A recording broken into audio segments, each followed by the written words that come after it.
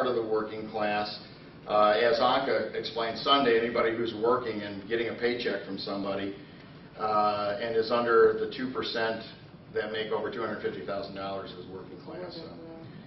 And I don't have to ever worry about coming close to that. So what I tried to do in here is get material that just in any way touched on the working class experience, which there's a number of things. Some of you may be familiar with it if you're from that. You know, one thing that came to mind that I was thinking about is in the area of education, since we're at a university. The spirit of the working class, or the sensibility of the working class, is yes, go to college, get a degree, but don't get too damn smart. That's something that was instilled in me. I don't know if that was in you, Melville, but that's what I was told. In fact, going to college wasn't really a big thing in our house. I just did it. I don't know why I did it, but and I mentioned this in the intro. I was raised by my grandparents, working class people. Worked at the Dodge Main plant, was there for the 37 sit-down and all that sort of thing. But their idea was, you know, if you want to go to college, you go to college, I guess. What is that? Yeah, I guess it's okay. In fact, when I graduated the first time, you know, that nobody came to the graduation. Now you may say, oh, you poor. No, because that's how I was raised. It was like, that's no big deal, just a day. You know, my wife was there, well, she's now my wife. That's how a girl came with me. I married her. Guy could have come. But, you know, it's just that kind of thing is part of it. So I tried to capture that. I'm going to read a poem by one of my favorite poets in here, and Melba is going to read a couple. But one of my favorite, this to me is the heart of the working class experience. It's by a poet by the name of Ray McNeese in this book. He comes from Cleveland, and it's called Grandfather's Breath, and I think this kind of sums up a lot of what's in this book. But I mean, if you want, there's poems in here about work too. But this is more the feel I have for it. Ray McNeese's Grandfather's Breath.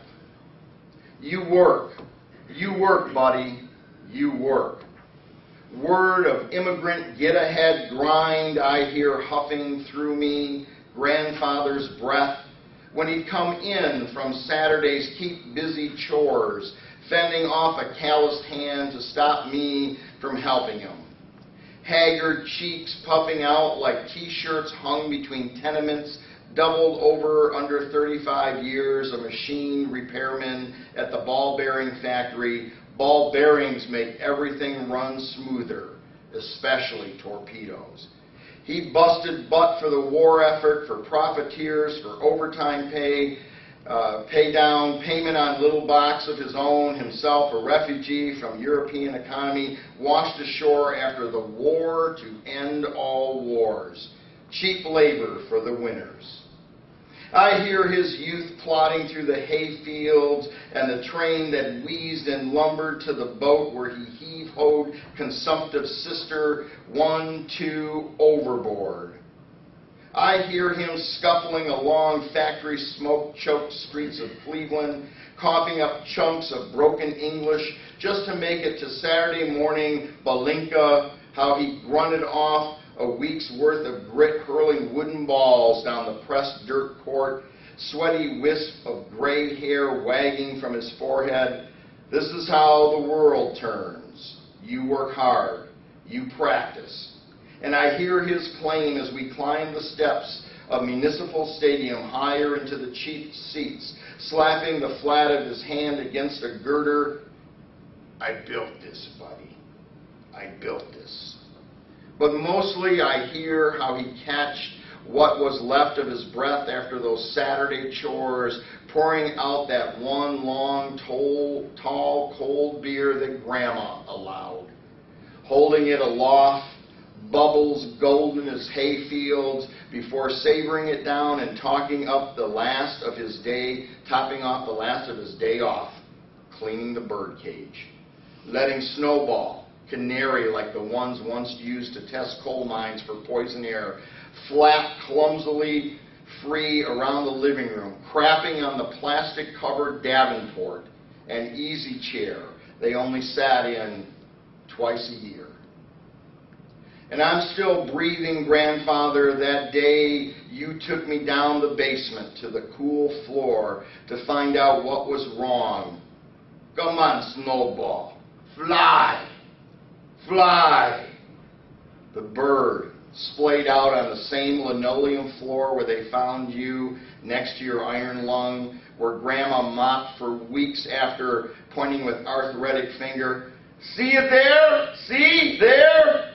There's where he fall and bumped his head. She says, see the specks of blood. She can't work them out. And now I sing. One fine morning when my work is done, I'm going to fly away, fly away, fly away home. Come on, Snowball. Come on, Snowball. Fly. Fly. That's the working class experience.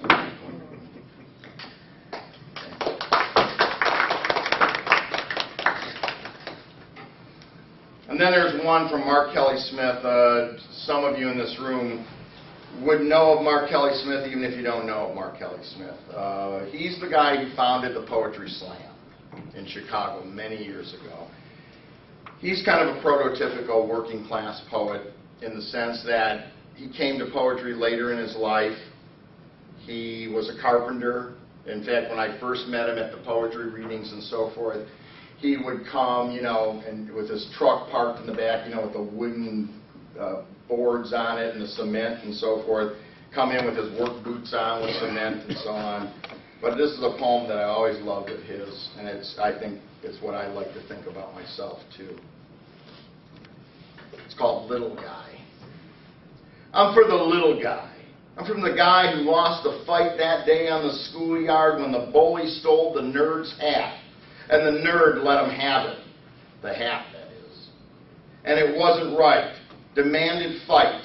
So the little guy, nobody stepped forward and said, hey, you can't do things like that. And the bully laughed. Oh, yeah? Watch this. And he pushed the little guy, nobody's face, into the chain-link fence, massaged it there while the nerd looked on mewing. It's only a hat. It's only a hat. Until the little guy, nobody, had enough of being a hero, feeling the knots of the chain link cut into his cheek, and called it quits. Yeah, I'm for that guy. Walking away, feeling like shit, feeling as if he'd lost something, losing to a guy twice his size because in the movies a real hero chops those bullies down, rights the situation. But it never worked out that way for this kid. Righteous though he was, and in his lifetime he found out that the bullies were always winning. In fact, they won last Tuesday. And the nerds were always helpless. And caught between them, forever pathetically engaged, were guys like him trying to set things right, trying to undo the damage, trying to live in accordance with ancient ideals that even in ancient times must have been just that, ideals. But what the hell? I'm for him, whoever he is, because even today, when it comes to a stolen hat, a stolen chance, a stolen you name it, he stands up right in the face of it, and come what may, says, hey, you can't do things like that. Mark Smith. Thanks. So Melba has a couple of poems in there, and she also is responsible for the Dudley Randall work that's in the book, and Frances Harper as well. Yeah. Well, I thought maybe I'd read some. Whatever you want. Yeah. Tony Medina. Oh, yeah. Lazy Russ. Yeah, I Lazy want my Russ. city back. That didn't make it in the book. Melba threatened to sue me if I put it in. Tony Medina is originally from New York. I guess he still is. He teaches at Howard University. I met Tony many, many years ago when his first